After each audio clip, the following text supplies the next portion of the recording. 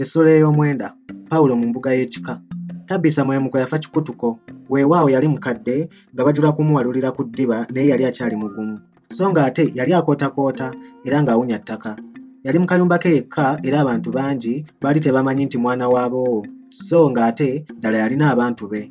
Akayumba ke kaali keesuddeko n'ekkubo era ng'oyita mu butooke bwa Nakyetengu okukatuukako. Obutooke buno bwali bwafuuka dda nkolokolo na nsanja njereere. Emabega w'akayumba ka Tabbiisa waaliwo omufenensi era abagenyi be yasinganga okufuna baalinga abaana bato abajjanga okulya ebifenensi. Ekiro ekyo Tabbiisa mwe yafiira enkuba yatonnya nnyo era kibuyaga n'akunta. Kibuyaga oyo n'asuula n'emiti n'asuula n'ebitooke. Mu miti emingi egyasiguka mwe mwali n'omufenensi gwa Tabbiisa kaabula kataabu kuba enju. Leewo omuliraano wa Tabbiisa bwe yeerenkera ng'omufenensi gwali gusiguse kyeyava akyamu okukulisa Tabbiisa omuti guno obutakuba nnyumba ye. Yasanga oluggi lw'emiryango si luggule ate nga n'emmanju nayo nsibe. Enviiri zaamuva ku mutwe, yasemberera oluggi ate n'atunula mu luggya tewaaliwo bigere birala okuggyako ebibye. Yakonkona ku luggi munda mu nju mu bisegguusa emmese zaali zigobagana nga bwe zikaaba ate nga bwe ziseka. Zaalinga eziri ku muyiggo omusava. Leewo yasonda n'ag'omu buto n'ayita nti, "Oweeno, owange Tabbiisa, tulo ki twe weebase?" Emmese zeeyongera okusambagala. Leewo yalaba biri bityo n'agamba nti wano wafiira muloge. Ekiwummulo ku mbuga ewa Ssaabagabo. Ne Ssaabagabo yayimukiramu ng'eyatega ogw'ekyayi ng'akubakubakuba ku kyalo. Nga bagenda wa Tabbiisa baakanda kuyita nga teri kanyego. Okutuusa Ssaabagabo lwe yabalagira okusamba oluggi.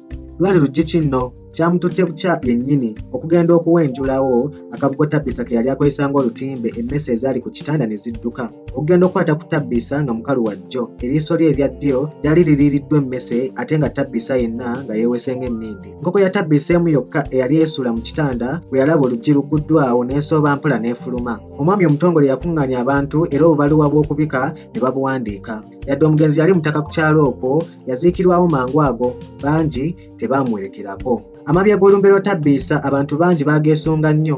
Okusooka abataafuna mukisa kujja kumuyiwako ttaka lya nkomerero baali tebayinza kusubwa kwa byalumbe. Mu abo nno mwe mwali ne Pawulo. Omufono Tabbiisa yali ssenga wa nnyina wa kawunawo, jjajja wa kawunawo baali batta omukago ne jjajja wa kitaawe wa Tabbiisa. Kyokka ensonga endala eyasomba abantu olumbe luno lwali lugagga.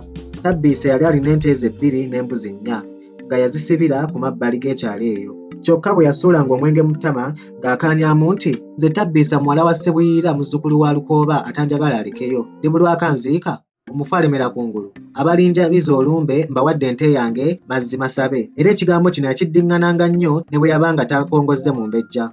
Naddala ng'ali mu b'ekika kye nga bategeeza nti, "Nze saagala bunyama bukunnyulire mu lumbe lwange, mbawadde ente yange mazzi masabe." Okumanya ng'olumbe luno lwali lwa kitiibwa, Makaatu yatuukirawo ggulo limu era yasanga ensiisira eyazimbiddwa. Ente nayo baagiggyirako ddala eddiba eggulo limu eryo, Makaatu yagabana mukono ate abasula mu ngalabi ne babafumbira enda yonna. Ekiro ekyo kyonna engalabi zaasula ziseka. Omwenge gwagabulwa ate wabbali mu bitooke eyo nga batundayo akakongola zziga ku butadooba. Era abantu baava mu kunywa ne bagangayira. Abantu ne balya mu ndago ate abandi ne banyenya ku galiba enjole. Mu bantu abasinga okuzina mwe mwali mukyala Erunaida Nakayiza. Kinnakayiza kyali kikazi kinene ekiggumivu ddala nga kyakatuuka mu ddiiro amazina kyabbangako mabbe. Kyokka abaali bakimanyi ne bakiwa engalo n'enduulu awo ne kiryoka kitandika. Kyali kyeyambudde waggulu nga kisigadde mu peti n'akaleega. Akaleega kaali kakasaayi omukwafu kyokka ng'obuwuzi bweru. Wansi kyali kyesibye bbula. Kyasooka ne kyetooloola eddiiro ng'amazina kigasansagaza ate bwe kyavanga eyo ne kigaseetula nga kigazza ewa Sserukwayo omugoma. Bwe kyatuuka nga we gaanyumiranga ennyo ne kyawula.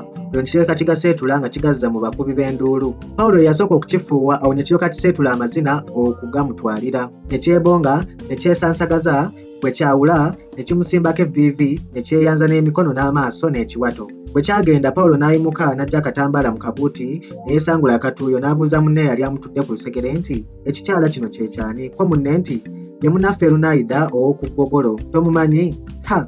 Mukazi nno byomere ate teyeepankwako." Abasajja baakuno bonna bamugambako bamuvaako bukumbu enkuyege ku ggi. Ayagala baloodi wabula nze Katonda yali amumpaddemu omukisa. Mukwano gwange era bw'aba alina ky'ayagala atuma nze era kye mugamba taddamu. Kammuyite ggwe olabe.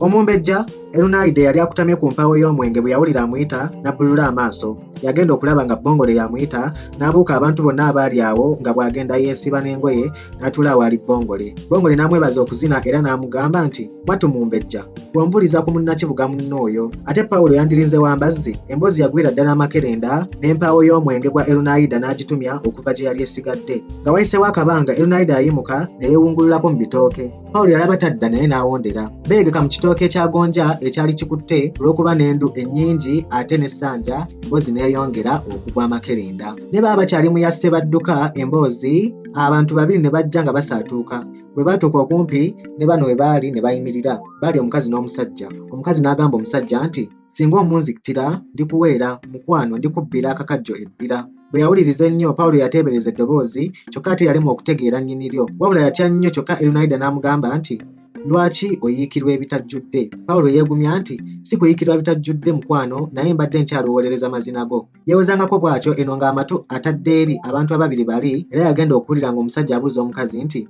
ye azzeewa? Omukazi nti ndowooza agenze n'omuzinyi, nze obwenzi bwe mbumanyi, kati ndowooza beevumbye dde ensiisira ye, tugende tugyoke. Erunaida eno nga bw'aweweta ekifuba kya Pawulo kwe kubuuza munywanyi we Mukama nti bagamba ani oyo? Ko Pawulo nti ani amanyi. Akatali tekaasala na kkuba okugenda okwejjuukiriza ng'ensiisira ya Pawulo etuntumuka. Enduulu waalaalaalala ye ate nno yajjeemu wa anti ogumanyi omuliraano. Singa Pawulo ebintu bye yali abiterese mu kasiisira, ekiwa yandikifuuye akizza munda, anti engoye ze zonna yali azambadde. Ensiisira zajjira ddala nga 5 nnamba, naye eky'ekitalo abantu baalemwa okumanyira ddala ensiisira eyasooka okukwata omuliro. Wabula abantu badda mu kwekunkumula nti bo ekyo tebakirabangako omuntu okwokya ensiisira. Ensi yonna eba ekyali mu kwesaasabaga, awo mu luggya amaloboozi amawanvu ne gafubutuka ebbali mu lusuku eyo. Okusooka gaali maloboozi buloboozi, naye ebigambo byeyongera okuwulikika. Eddoboozi lya Tefero Tayise lye lyali lisinze okuyita mu banne. Ye Pawulo oli muzibu, ekikukozesezza bw'otyo mu lumbe lwa jjajjaawo kiki? N'oyokya ensiisira, muvubuka gwe oli mutemu nnyo. Abanga nno omulala, naye Pawulo gwe wenna ate owalira kijangu tugende ew'amakaatu. Pawulo bajja bamusikaasikanya okutuusa bwe baamutuusa awo mu kidaala mu maaso g'amakaatu omukulu w'ekika. Nga bamutuusizzaawo makaatu kyeyava abuuza nti ono ye mutemu, mumuggyeewa? Awo Tayise n'agwa wansi ne yeeyanza era n'akuuta n'akalevu ku ttaka. Awo n'alyoka aluva ku ntono nti mukama wange nze Tayise mutabani wa Ssewanyana Erwetunga muzzukulu wa Bukedde Emawokota w'amakaatu Ggolola, ndi muzzukulu wa Kawuki Ensansa, omufu ono gwe twabiza olumbe nali muyita ssenga wange. Ssebe ennaku zino mbadde nkola wano emirimu era olunaku lwonna olwaleero nalumaze wano. Bwe mmaze okwewangamu akakongolazziga kange ne ŋŋenda eka okuggalira enkoko zange. Omanyi owe wange yagenda n'abayidde entumbwe. Bwe mmaze okuziggalira ne njagala okuwujjalako, mbadde ng'agenderera nti ngenza okuwulira ng'enduulu efubutuse mu lumbe. Kwe kubaka mutasaaga wange ono ne mubagalira. Bwe neesimbye ebweru nti ngenza okulaba nga ne muliraano oyo Kipeesa yaliwa otyo wuuyo. Wamma Kipeesa ayimukako nga twessa mu ddene era obwedda tutambula tudduka. Tetuluddewo tutuuse ku kibanja kya kisoobooza okyawukanira n'ekyomufu. Bwedde tetunnasukka nsalo tugenza okulaba ng'omuntu eyeewungula mu bitooke. Enviiri ne zituva ku mutwe. Waffe nti eyatwalula esiridde tebaba basezi ba kuno. Naye tugenza okwetegereza nga muntu ddala. Munnange oyo Kipeesa kwe kulya mu ttama nti ani oyo? Bwedduka tukusse.